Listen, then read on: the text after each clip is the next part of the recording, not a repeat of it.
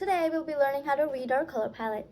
Now, if you're someone who's been learning color theory, who knows how everything works, who knows where everything is on the color wheel, but then you have no idea what to do right when you look at your palette, well then this video is for you, because right now I'm going to teach you how you can achieve perfect understanding of the color wheel, or at least a little bit of understanding of color wheel if you've never been familiar with the color wheel, just by looking at your color palette. So let's get started. Now, do you see this? Do you see that? You can get that if you just know how to read your color palette.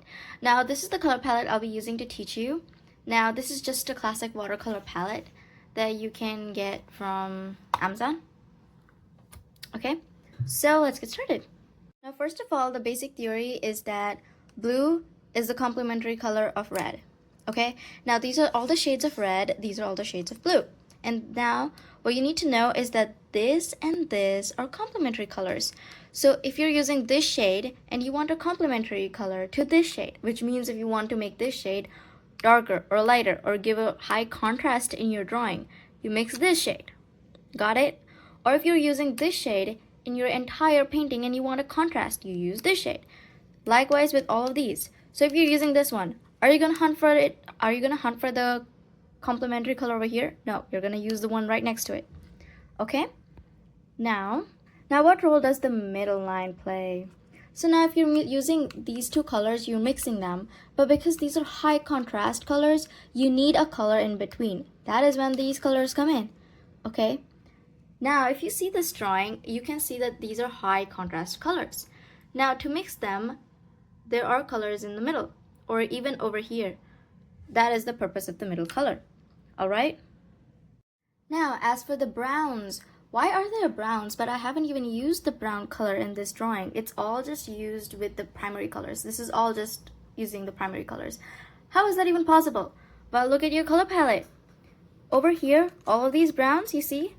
All of these browns you can get by adding all these three colors in equal amounts. So if you add all of these three colors in equal amounts, you get this brown. Same over here. Same over here. Alright?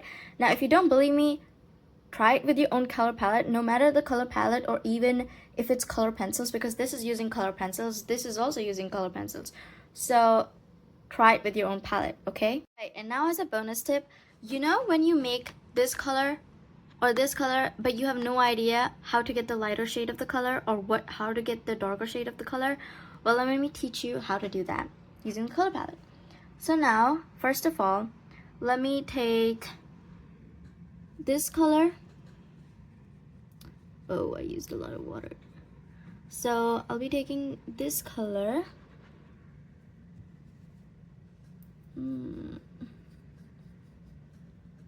Okay. And then the color right next to it. I'm gonna mix them in equal amounts. So you see this tealish color. Now this color will be darker than the one right above it.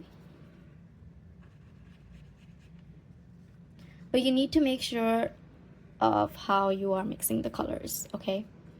Because if you don't mix them well enough, you will not understand or will see that they are darker. Okay? Here you go. Now this is slightly darker, but it is darker. Okay? So this is how you can get the lighter or darker shade just by using 4 colors at a time. Okay? Now just to show you that it actually works, I redid it with using different colors. So this time I used these 2 colors, and then for the lighter color I used this one. Well, if you don't believe me, here. So I'll be using this one and making a dab right over here. So as you can see, same color. Okay? And then for the darker color, it's this one mixed with this, and you get this color. Just a little bit more dark. This. You see this now? Pretty visible? Yes.